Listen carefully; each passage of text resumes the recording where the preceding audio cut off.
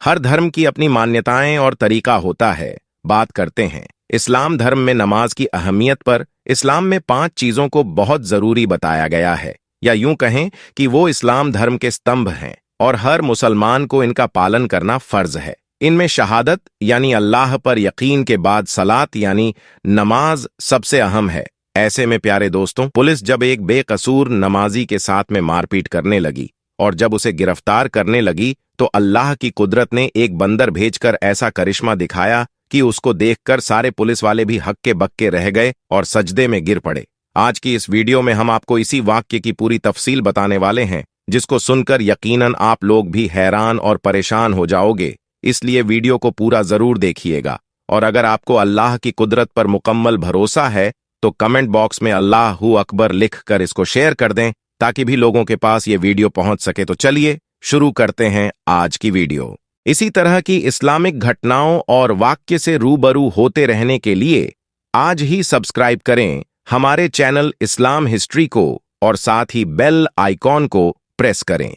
आज जो वाक्य हम आपके यहां पर बताने वाले हैं, यह वाक्य पंजाब का बताया जाता है। पंजाब में एक छोटा सा गांव है सरगोधा। उस गांव में एक मुसलमान लड़का रहता था जिसकी उम्र तकरीबन 30 साल के करीब थी। लड़का बहुत ही नेक और परहेजगार था। 5 वक्त का नमाजी था और हर नमाज को उसके सही वक्त पर ही अदा करता था और कोशिश करता था कि वह नमाज मस्जिद में जमात के साथ ही अदा करें। यही वजह थी कि उस लड़के का ज्यादातर वक्त मस्जिद में ही गुजरा करता था। और यही नहीं, जब यह लड़का नमाज से फारिग हो जाता था तो उसके बाद यह कुछ वक्त के लिए मस्जिद के एक कोने में बैठ जाता और कुरान पाक की तिलावत भी करता था। और वह ऐसा हर नमाज के बाद में किया करता, यानी कि हर नमाज के बाद वह थोड़ी देर कुरान पाक जरूर पढ़ता था। उसकी इस आदत के बारे में सभी नमाजियों को अच्छी तरह से मालूम था। उस नौजवान का इस्लाम से इतना ज्यादा लगाव देखकर सारे लोग उस पर न सिर्फ नाज करते बल्कि उसकी बहुत ज्यादा इज्जत भी किया करते थे।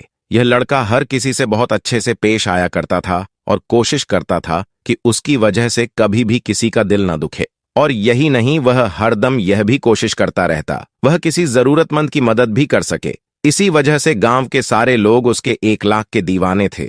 लेकिन उसकी दूसरी तरफ उस नौजवान का एक छोटा भाई था जो बहुत ही अय्याश किस्म का था। हर वक्त दुनिया के लालच में रहता था और हर वक्त पैसों के पीछे ही भागता रहता। फिर कुछ दिन गुजरे कि एक दिन अचानक उनके वालिद का इंतकाल हो गया।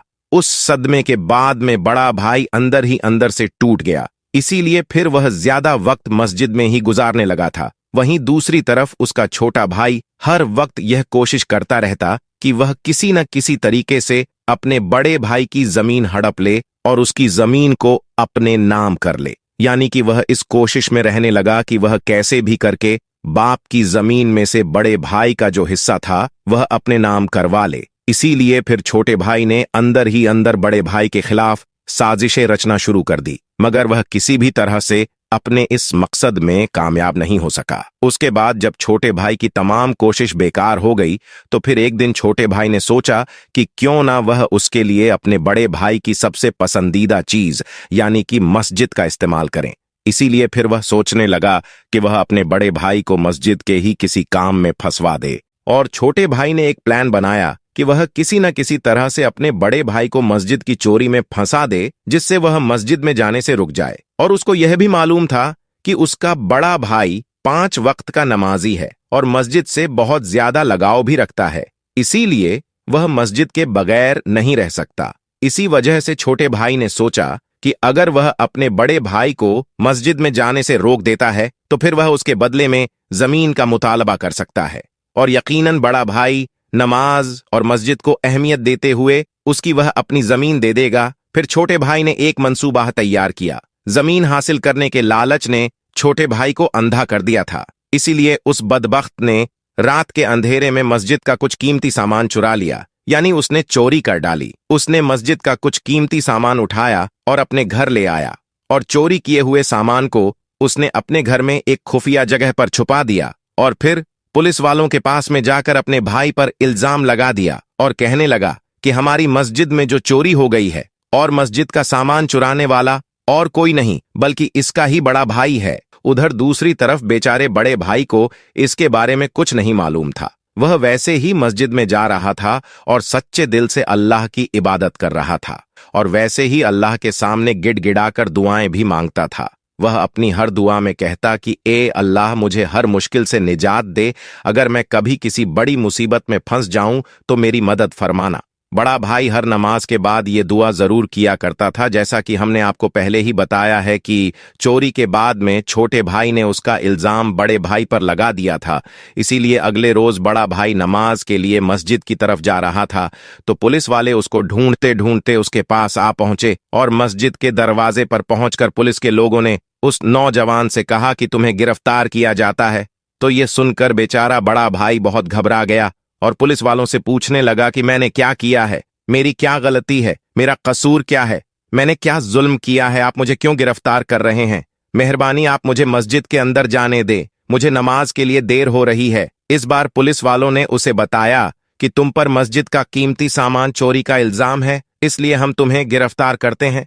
यह सुनकर बेचारा वह बड़ा भाई हक्का बक्का रह गया और सोचने लगा कि यह कैसे मुमकिन है और उस पर यह इल्जाम किसने लगाया होगा। लेकिन उसे कुछ भी समझ में नहीं आ रहा था, इसलिए वह वहीं जमीन पर बैठ गया और अल्लाह से मदद की गुहार लगाने लगा और अल्लाह से दुआ करने लगा। वह कहने लगा, या अल्लाह, मेरी इस मुसीबत की घड़ी में मेरी मदद फरमा। या अल्लाह, तू जानता है कि मैं चोर नहीं हूं, मैं कभी किसी की चोरी नहीं कर सकता और ना ही मैंने मस्जिद से यह कीमती सामान चुराया है। या अल्लाह, तू अपनी कुदरत से कोई ऐसा करिश्मा दिखा कि सब लोग यह मानने पर मजबूर हो जाएं कि मैं बेकसूर हूं। पुलिस को मस्जिद के दरवाजे पर देखकर आसपास के बहुत सारे लोग भी जमा हो गए और वह सब पुलिस वालों से कहने लगे, इस लड़के को हम अच्छी तरह से जानते हैं, यह लड़का बेकसूर है क्योंकि यह लड़का 5 वक्त की नमाज पढ़ने के लिए इस मस्जिद में आता है और इस लड़के के 1 लाख भी बहुत अच्छे हैं, इसलिए हम सब गवाही देते हैं कि यह लड़का बहुत नेक है, यह कभी भी मस्जिद से चोरी नहीं कर सकता। इसीलिए जिसने भी इस बार इल्जाम लगाया है वह सरासर झूठ है। मगर उन लोगों की यह गवाही सुनकर पुलिस के लोग नहीं माने और कहने लगे कि हमको इस लड़के के खिलाफ पुख्ता सबूत मिले हैं, इसलिए हम इसको गिरफ्तार करेंगे। इतने में इस लड़के का छोटा भाई भी वहां पर आ पहुंचा और फिर वह अपने बड़े भाई को एक तरफ ले जाकर कहने लगा कि यह सब मेरा किया धरा है, मैंने ही तुम पर इल्जाम लगाया है। अगर तुमको तुम्हारी इज्जत प्यारी है तो तुम अपनी जमीन मेरे हवाले कर दो, तुम्हारे हिस्से में जो जमीन आई है वह मेरे नाम कर दो। तुम्हारी इज्जत मैं बचा लूंगा और तुम्हें जेल जाने से भी रोक दूंगा, और जो मस्जिद का कीमती सामान जो मैंने छुपा रखा है उसको मैं पुलिस के हवाले कर दूंगा। तो यह सुनकर बड़े भाई को बड़ा दुख हुआ। वह समझ गया था कि यह सब उसके छोटे भाई नहीं किया है। अभी वह छोटा भाई अपने बड़े भाई को यह सब बातें कह ही रहा था कि इतने में अल्लाह की कुदरत से कहीं से एक बंदर नमूदार हुआ।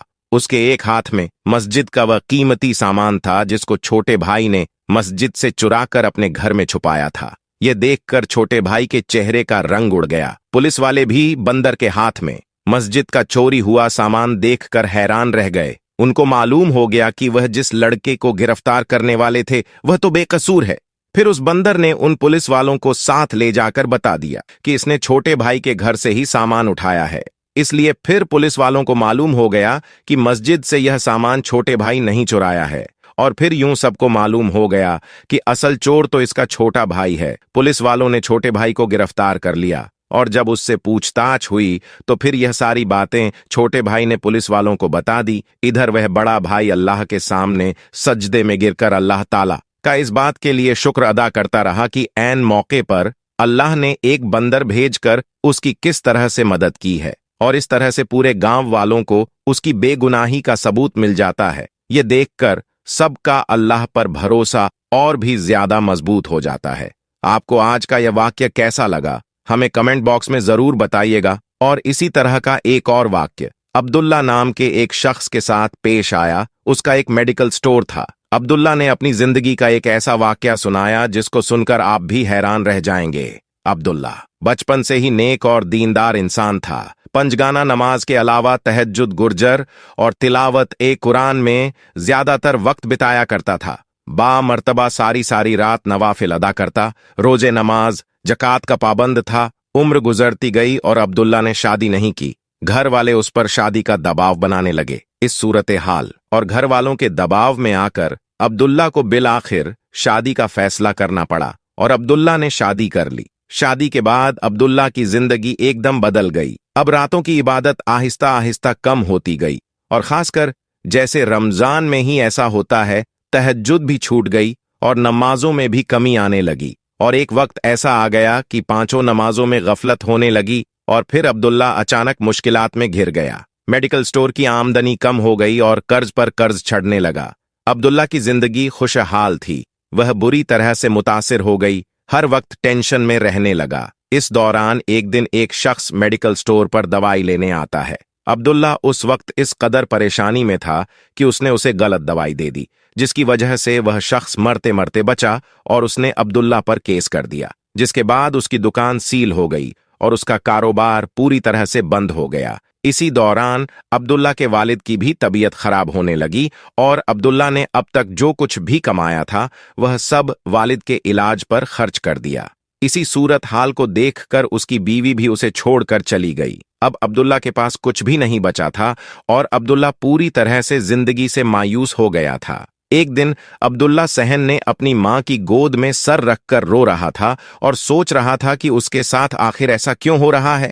तभी अचानक उसकी नजर अलमारी पर पड़ी, जहां कुरान पाक रखा हुआ था। उसको फौरन झटका लगा और समझ में आ गया कि उससे क्या भूल हुई है। वह फौरन उठा, वजू किया, नमाज अदा की, सजदे में गिरा, माफी मांगता रहा, रोता रहा, या अल्लाह, मुझे बड़ी गलती हो गई कि मेरी सारी उम्र तेरी मोहब्बत में गुजरी, तेरी इबादत में गुजरी और दुनियादारी में ऐसा खो गया कि तुझे ही भूल गया। उसके बाद उसने दोबारा पंजगाना नमाज शुरू कर दी और तहज्जुद और तिलावत कुरान भी करने लगा और हर रात अपनी गलती पर माफी मांगने लगा। प्यारे दोस्तों, अभी सिर्फ 9 ही दिन गुजरे होंगे कि तभी उसके घर में वह शख्स आता है जिसे अब्दुल्ला ने गलत दवाई दी थी। वह शख्स कहने लगा, तुमने मुझे जो दवाई दी थी उससे मेरी तबीयत तो जरूर बिगड़ी थी, मगर मेरी जो बीमारी थी वह करिश्माती तौर पर उसी दवाई से दूर हो गई और तुम पर किया हुआ केस अब मैं वापस ले रहा हूं। उसके बाद अब्दुल्ला को उसकी दुकान वापस मिल गई, यानी अब्दुल्ला ने अपना मेडिकल स्टोर वापस हासिल कर लिया और आमदनी पहले से ज्यादा बढ़ने लगी।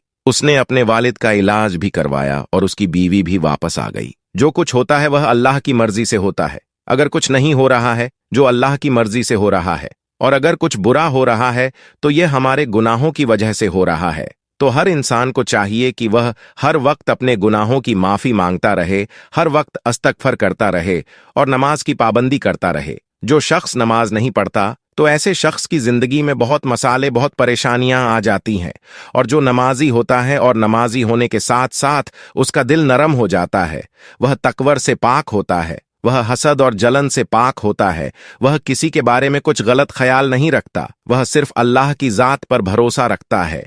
वह एक ऐसी जिंदगी गुजरता है जैसे एक अल्लाह का वली जिंदगी गुजरता है। वह तकलीफ देने वालों को भी दुआएं देता है। तो ऐसे इंसान के साथ अल्लाह तबारक व ताला की रहमत होती है और अल्लाह तबारक व ताला ऐसे इंसान को ही कामयाब करता है।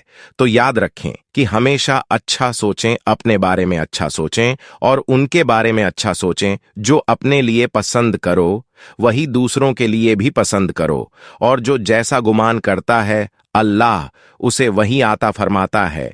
तो आप अगर दुनिया और आखिरत में कामयाब होना चाहते हैं तो 5 वक्त की नमाज के साथ अपने कुरान करीम को भी पढ़ना है। अगर कुरान नहीं आता तो आप उसे सीखें, अगर वह भी नहीं आता तो आप उसका तर्जुमा ही सही से पढ़ लीजिए। आपको जिस लैंग्वेज में भी चाहिए उसे लैंग्वेज में कुरान करीम मिल जाएगा। आप कम से कम उसका तर्जुमा तो पढ़ लीजिए, देखिए तो सही अल्लाह तबारक व ताला हमसे क्या कहना चाहता है।